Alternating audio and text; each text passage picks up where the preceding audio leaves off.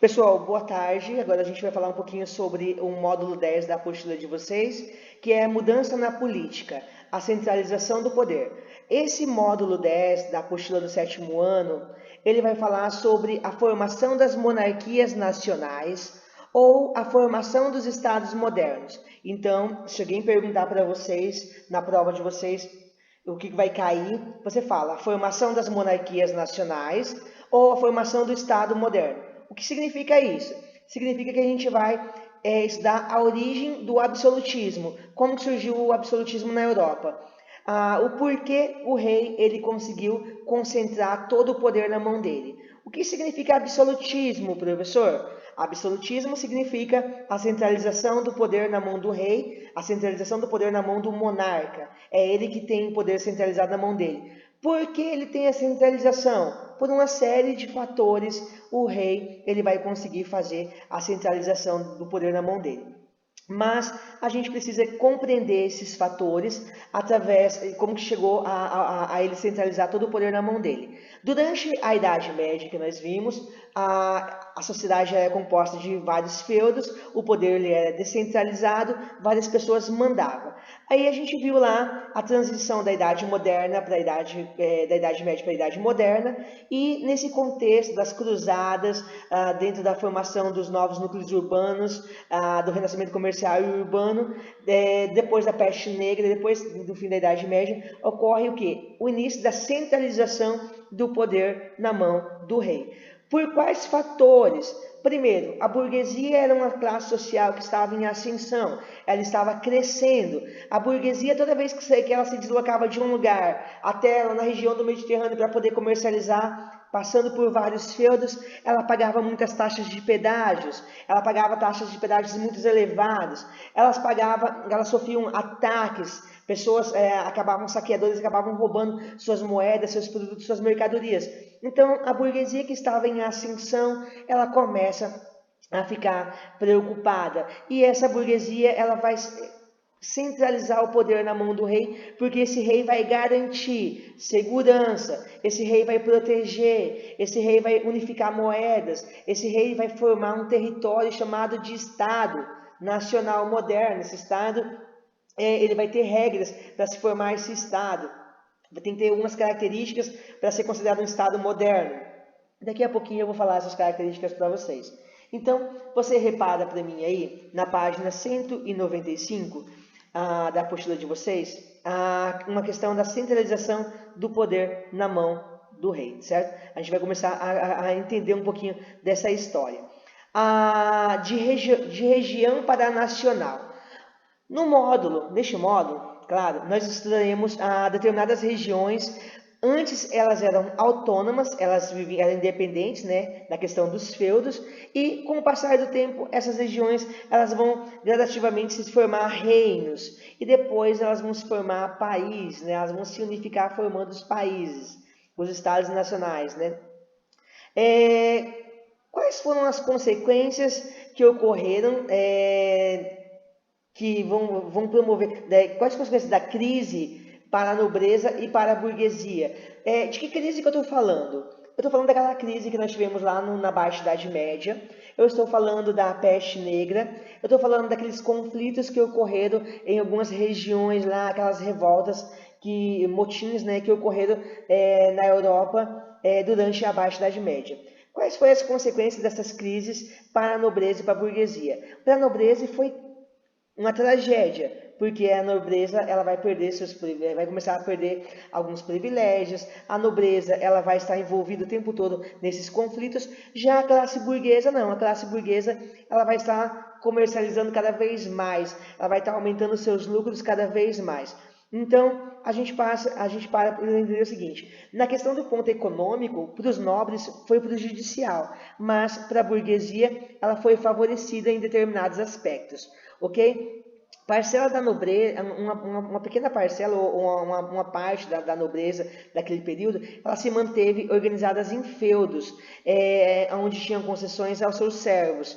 que vai originar algum tipo de rebeliões e revoltas. E depois esses servos vão acabar indo embora, fazendo que falte a mão de obra dentro de alguns feudos. Na questão da burguesia, elas vai aumentar os seus lucros gradativamente, né? Ela vai aumentar a sua riqueza através do avanço do comércio, né? E isso vai fazer com que essa classe burguesa ela comece a acumular muitos bens. E essa classe burguesa ela não vai querer ser prejudicada em nada. Na página 195 ainda, os burgueses queriam mais. Apesar de ter saído fortalecido da crise do século XIV, aquela série de crises, a peste negra que nós vimos, a peste bubônica, né? A fome que devido aos fatores climáticos e também os principais conflitos nas regiões causados pela exploração dos nobres, por mais que a burguesia seja fortalecida diante de tudo isso, ela vai ter alguns tipos de obstáculos, tá? E a gente vai perceber o seguinte, que a burguesia, aqui nesse parágrafo aqui, ó, ele deixa bem claro que a nobreza, ela criava taxas para os comerciantes pagarem de forma com que esses nobres eles usufruíssem do lucro do comércio. Esses nobres, eles recebiam esses taxas, impostos, mas nada devolvia para a burguesia.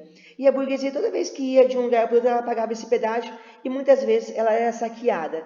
A burguesia, cansada de tudo isso, ela vai fazer o quê? Ela vai centralizar o poder na mão do rei. O rei vai criar um exército, esse exército permanente, ele vai garantir a segurança dos burgueses nas feiras. Esses exércitos, ele vai fazer com que essas pessoas não sejam saqueadas, que não paguem mais impostos, a não ser impostos para o governo, para o rei. Então, isso vai fazer com que essa classe burguesa centralize o poder na mão do rei, e esse rei ele passa a ser um governante. Mas, para esse rei formar esse Estado moderno, para ele formar essa monarquia, esse rei ele precisa criar um Estado independente, né? E para ser um Estado independente precisa do quê? Precisa de ter um idioma próprio, precisa de ter moeda própria, precisa ter fronteiras delimitadas, precisa ter um exército permanente. Enfim, e precisa ter regras, né? Precisa ter leis para controlar esse Estado. Então, a burguesia centralizando o poder na mão do rei, pagando os impostos agora somente para os reis, esses reis vão formar as primeiras monarquias modernas, que a gente vai ter a Inglaterra, França, Portugal e Espanha. Portugal e Espanha são os primeiros reinos a se formar. A Inglaterra e França se formam posteriormente, porque esses dois últimos países que eu disse, Inglaterra e França, eles estavam envolvidos em guerras. Então, eles vão se unificar um pouco mais tarde como Estado independente. Ok? Na página 196, se vocês quiserem grifar ali, os transportes de mercadorias eram arriscados. Em muitas rotas, os riscos eram grandes. Quais riscos os burgueses enfrentavam? Eles enfrentavam os nobres que acabavam saqueando, né? Os barões salteadores que atacavam as caravanas e roubavam suas moedas e seus produtos. Ter uma autoridade a quem recorrer que fosse capaz de unificar as regras, as leis, as moedas, o sistema de pesos e medidas, as cobranças de impostos seria muito mais vantajoso. Então, mediante isso, a classe burguesa vai centralizar o poder na mão do rei. Isso vai ser bom para o rei? Vai ser muito bom, porque isso vai fazer com que aumente o poder dele naquela região.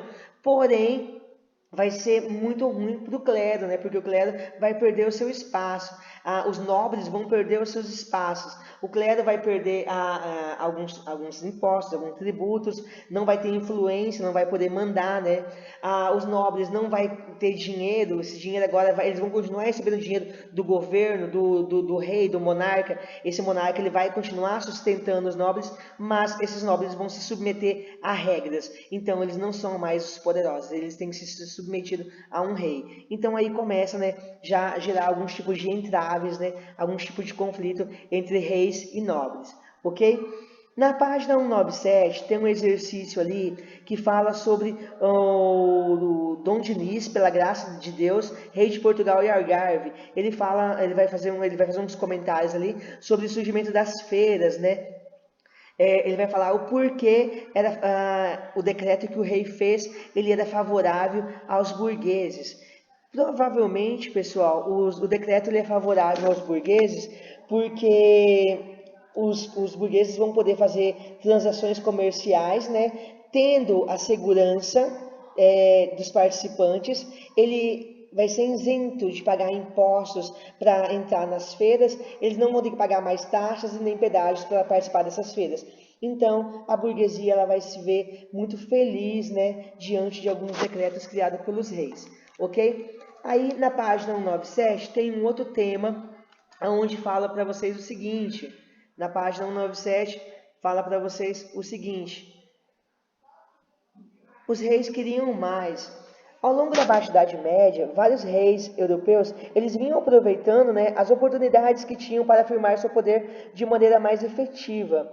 As guerras e as rebeliões, as disputas entre nobres, eram situações bem aproveitadas para eles, para aumentar o seu poder e a sua liderança, impondo regras dentro do reino, né, e fazendo com que as pessoas se submetessem a essas regras. O crescimento da burguesia e o enfraquecimento da nobreza permitiram ainda que mais a ampliação do poder real. Junto aos burgueses, os reis conseguiram um apoio político e econômico para mostrar e manter um exército permanente e profissional, que impusesse o poder em todo o reino. Apesar desse exército,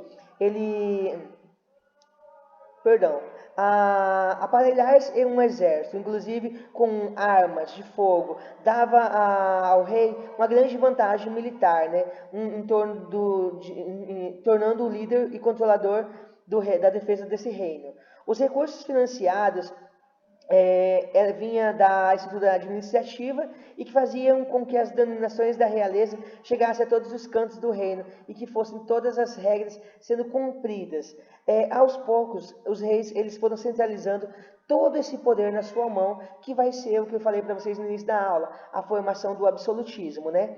Em compensação, ao proteger do comércio, os reis eles também podiam lutar por outros territórios. Eles poderiam conquistar novos territórios, anexar territórios às suas terras, né? Abrindo novas possibilidades de atuação para os burgueses em seu reino. A Guerra dos 100 Anos mesmo, na disputa da região de Flandres, foi algo que deixou bem evidente isso. Os ingleses foram para lá disputar a região, perderam a guerra, mas no início eles conquistaram a essa região, e essa região favoreceu eles muito na questão da produção de lã. Então a gente viu a região de Flandres sendo a principal disputa da Guerra dos 100 Anos, né, porque era uma região muito farta na produção de lã. Na página 198, vocês vão ter ali o lugar dos reinos fragmentados, um Estado nacional. Pessoal, comece a imaginar vários feudos dentro da Europa. Todos esses feudos eles eram fragmentados. Eles vão começar a formar reinos e depois esses reinos vão ser conquistados, formando um Estado nacional. Quando a gente fala de Estado nacional, o Estado com E maiúsculo, ele está relacionado à questão de política, com autoridade de governo. Você tem isso na página 199.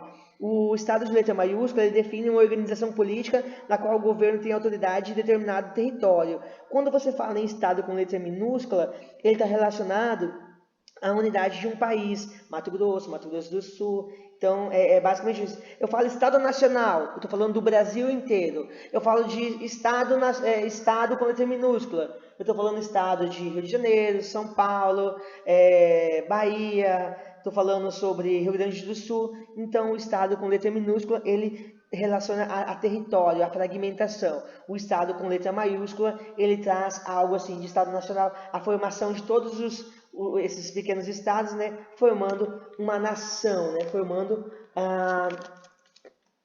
uma grande sociedade. Na página ainda no 198, ter uma unidade territorial era muito legal.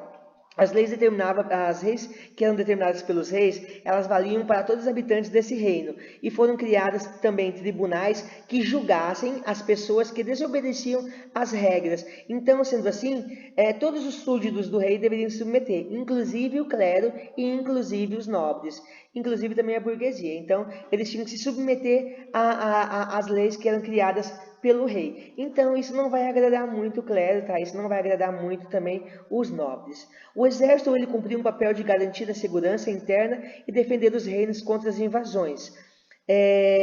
Também foram unificadas moedas. Quando a gente fala de um estado, de uma nação, ela tem que ter uma moeda unificada, tem que ter uma moeda, como eu já disse, tem que ter um território, né? Então, nesse período aí, o rei ele vai unificar os estados nacionais, criando pesos e medidas iguais em todos os locais, em todos os lugares era o mesmo peso e a mesma medida, há uma moeda única para todo aquele território, ele vai criar leis, né? Então, tudo isso vai ser característica de um Estado nacional moderno. E eu vou perguntar na prova para vocês, tá? Quais são, né, as características de um Estado nacional moderno? O que precisa para compor um Estado Professor, nacional? Oi. Estado Nacional é tipo um país? Isso, seria uma nação. A Entendi, formação de obrigado. um reino bem grande, ok? Então, pessoal, essa formação desse Estado Nacional, ela vai ser composta por um exército permanente, por um governante, que é o rei, que vai criar leis, ele vai delimitar as fronteiras, as regiões, ele vai fazer com que tenha pesos e medidas equivale, né, em todo o território, ele vai criar uma moeda única, tudo isso são características de um Estado Nacional moderno, ok? Lá na página 198, no último parágrafo, vocês podem grifar na apostila de vocês, se vocês estiverem com ela nas mãos aí, grifem para mim esse último parágrafo. Nesse contexto de unificação e afirmação do poder, que entre outras determinações, cada reino estabeleceu o seu idioma oficial. Então o idioma precisava ser unificado. Certas tradições e culturas regionais também passaram a ser reprimidas para a construção de uma unidade prática de costume. Dialetos e idiomas locais precisaram ser abandonados, né, unificando um único idioma para fazer parte desse reino, ok? Você vai pegar aí então na página 198, eu coloquei... Vocês estão me acompanhando? Dá para ver minha tela? Sim. Na página 198, perdão, na página 199, vocês têm aqui assim, ó, o Estado Nacional Moderno. Vocês podem colocar aqui do lado, do ladinho, as características do Estado Nacional Moderno. Quais são essas características? Poder centralizado, ter um governante, um exército permanente, um idioma único, um sistema único monetário, ou seja, uma única moeda, administração unificada e fronteiras pré-estabelecidas. Isso é, tem que ter fronteira para compor uma unidade federativa, né? Como um Estado nacional precisa ter fronteiras, ter delimitações.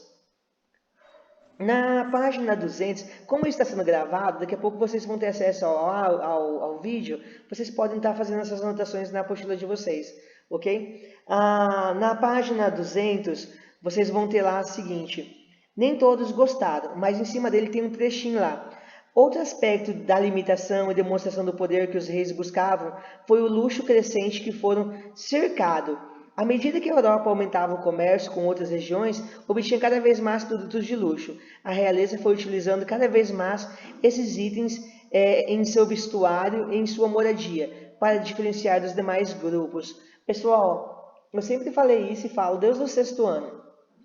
As principais características durante a história, ao longo da história, que a gente percebe a diferença entre as sociedades, muitas vezes está nas suas vestimentas, nas indumentárias deles, nas roupas que compõem eles. Então a gente percebe, pessoas muito bem vestidas são pessoas nobres, pessoas mal vestidas são pessoas de classe baixa, trabalhadores ou camponeses. Então, isso, no período do absolutismo, da formação dessas monarquias nacionais, ficou muito evidente isso. Pessoas que tinham vestiam muito bem porque eles tinham, que tinham poder, que controlavam. As pessoas que trabalhavam, camponeses, se vestiam assim, que eram oprimidas, né, se vestiam mais simples, ok?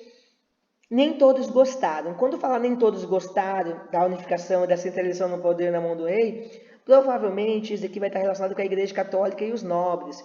Além de muitas regiões terem resistido à incorporação nacional por razões culturais, grupos como a nobreza e o clero também foram afetados, por muitas vezes tentaram resistir. Essa resistência variou no tempo e no espaço. Para não perder o poder local que detinham, alguns reinos, os nobres, formaram conselhos para tentar limitar o poder do rei e influir na administração, ter algum tipo de cargo público, né, trabalhando ali dentro. Ainda que tinham perdido grande parte do seu poder, pessoal, aqui embaixo na apostila, embaixo da imagem, ainda que eles tinham perdido grande parte do poder que eles possuíam, os nobres continuaram a desfrutar dos prestígios da sociedade. Ou seja, o rei acabava pagando, né, alguns salários para esses nobres, né? Vários deles acabaram compondo as cortes dos reis, vivendo sob sua proteção e sob seu financiamento. A Igreja Católica ela também foi afetada. O poder dos papas acabou sendo enfraquecido diante dos reis, que se tornaram poderosos aos seus reinos. A Igreja Católica vai passar pela reforma protestante, que é luterana, anglicana e calvinista. Ela vai perder muita influência. Então, nesse sentido, esses fatores também vão fazer com que a igreja ela seja ela não esteja muito apoio, né, durante a formação dessas monarquias nacionais. Em muitas situações, os reinos rivalizavam com os papas e muitas das autoridades das igrejas autoridades da igreja. Determinações papais não aprovadas pelo rei não valiam no reino, mudando a situação anterior dos espaços, anterior no qual os papas eram autoridades internacional e pouco desafiada. Então a gente percebe uma grande mudança aí. Na página 201, você tem um exercício 2, onde fala sobre o processo de centralização do poder na mão do rei, que é o absolutismo. Quais foram as causas que levaram isso? Primeira causa, o enfraquecimento da nobreza.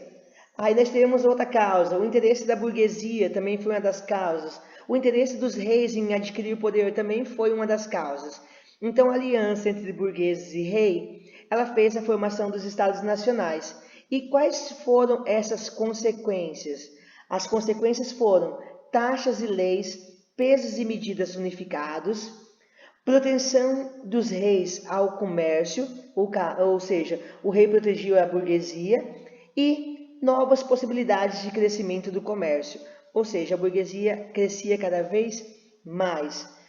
Foi bom para os reis porque, olha, primeiramente, o exercício efetivo do poder sobre todo o reino, né? O rei ele mandava em todo o reino, ele concentrava o poder nas suas mãos. Ele tinha uma possibilidade de ter um exército à sua disposição e aumentar o poder, aumentando seu poder, dominando outros territórios no momento que ele quisesse. Não foi tão bom para a nobreza e para a igreja, porque não foi bom para os nobres e nem para a igreja. Os nobres eles tiveram que seguir leis nacionais e perderam parte importante de sua colônia. E não foi bom para a igreja porque o Papa e o alto clero passaram a disputar o poder político com os reis, que têm mais poderes que os nobres e a Igreja Católica, certo? Então, esses são os fatores que desencadearam esse processo revolucionário. Aqui vocês vão ter exercícios, testes. Aqui eu tenho outro exercício que fala sobre a centralização do poder na mão do rei, certo?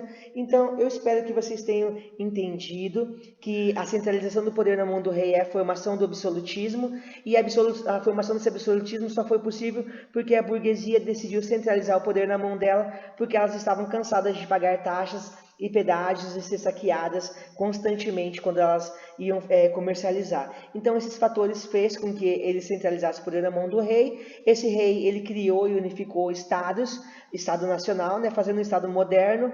Eles criaram um exército e foram conquistando cada vez mais territórios, assim ficando mais forte, aumentando maior o poder do rei, diminuindo o poder dos nobres e diminuindo o poder da Igreja Católica.